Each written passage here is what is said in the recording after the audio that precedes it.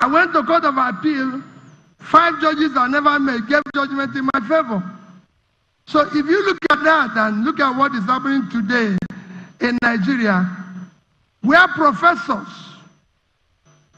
are now aiding illiterates to rig election, where our lawmakers have removed forgery as an offense in electoral matter. And senior advocates of Nigeria are defending forgery. Our religious leaders are now praying for criminal politicians for blessing. I've been having this serious concern why the anomalies is becoming normal, especially when it has to do with politics. A situation whereby you see this thing is totally wrong, but because one politician or an elite in the society is doing it, it becomes so normalized. It becomes the right thing. I'm one of those who hate injustice. I want what is done to A to be what is done to B. What is good for the goose is good for the ganders. So I don't want a situation whereby someone is maltreated because of social class, religious or political class and all that. I don't belong to that. But my attention was actually drawn to what Don Aza, the content he created concerning what Mr. Peter Obi, that's the presidential candidate of NDC, talked about. And that is actually normalizing the anomaly.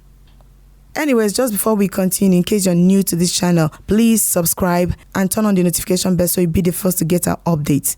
Hey, have you subscribed? Please do that.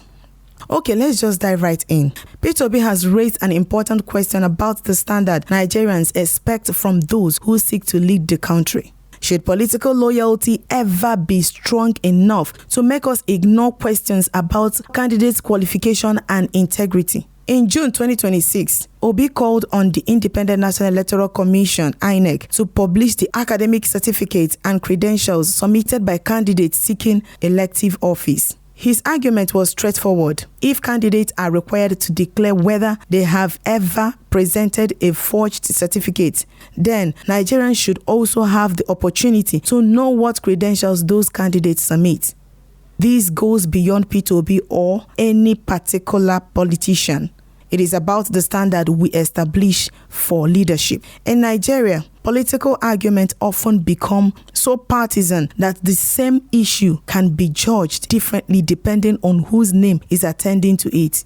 A questionable claim made by an opponent may generate outrage, while a similar question involving a preferred politician is dismissed as propaganda. That is where the real danger lies. If verification is important, it must be important for everybody. A certificate should not become credible because the person presenting it belongs to our political camp. No, neither should a serious allegation be accepted as fact simply because it targets a politician we dislike. The proper response should always be the same. Verify the claim, establish the fact, and allow the evidence to speak.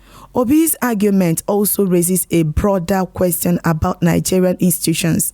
Why should citizens have to depend primarily on political debates and social media investigations to establish whether the credentials of people seeking public office are genuine? This should be a transparent and credible process through which qualifications are verified before candidates are entrusted with public responsibility. This is particularly important because leadership is not just about winning elections, it's about trust. A president, governor, senator, or local government chairman makes decisions that affect millions of people. If society expects teachers, civil servants, professionals, and students to provide genuine credentials, political leaders should not be held to a lower standard. Obi has therefore placed an important issue on the national agenda. Can Nigeria build credible leadership without first building a culture of verification and accountability?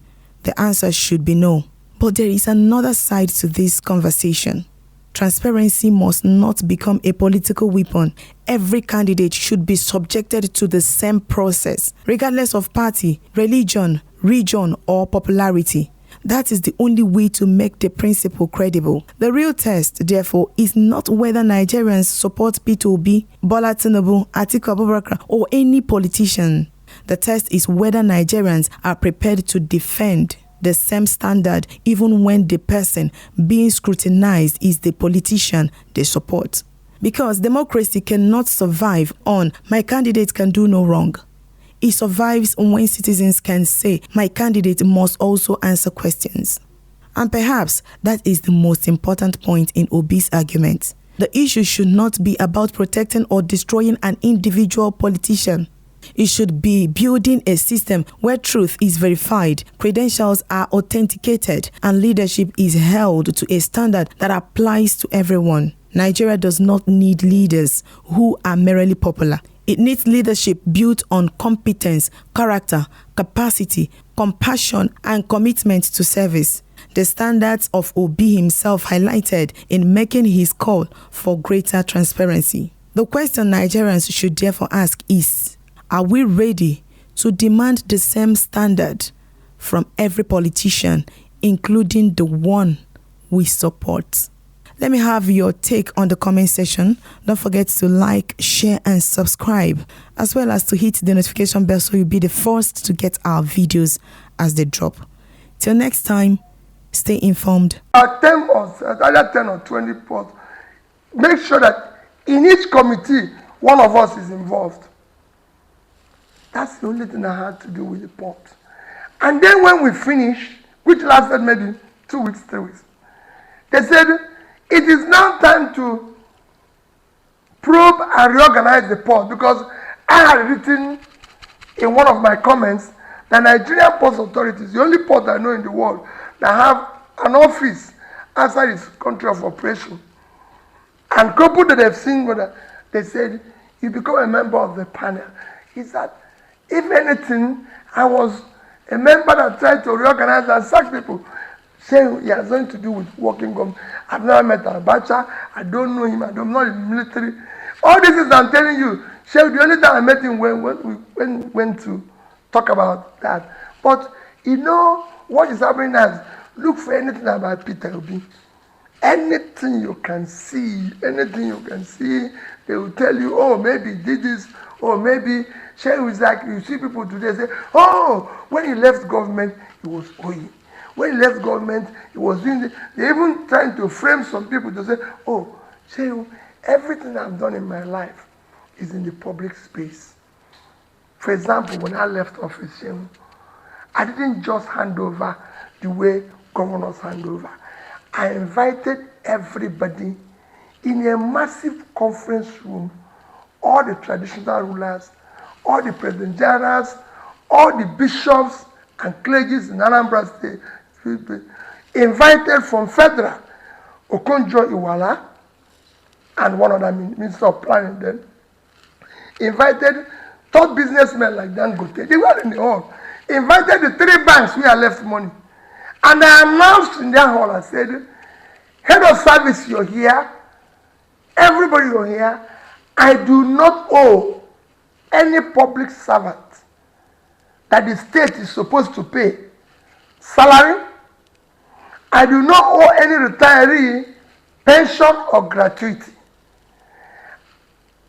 No contractor or supplier who have executed his job certified by government that is being owed shall not one. And above all, I called the 3 banks where we have money. Everybody was there. I called Access Bank. I came up with it. It's still there. I came up with it. I have in your bank 12 billion naira, $50 million in name of Anambra State. He said yes. I said, incoming governor, hand it over to you. I called then Alexoti, who is now governor. I said, he was the MD of Diamond Bank. I said, I have in your bank 12 billion naira, $50 million. I said, yes, hand it over to him. I called the MD of Fidelity Bank. I have 12 billion naira with you, $50 million. Here is it. Share if you want after this interview, before you leave here, I carry it about, I'll give you the statement. I handed it over to him. I said, I'm living here, no pension, no gratuity for me. This is about the 12th year or more I left Anambra State as a governor. Saying Anambra have never bought me a bottle of pure water, a sachet of pure water.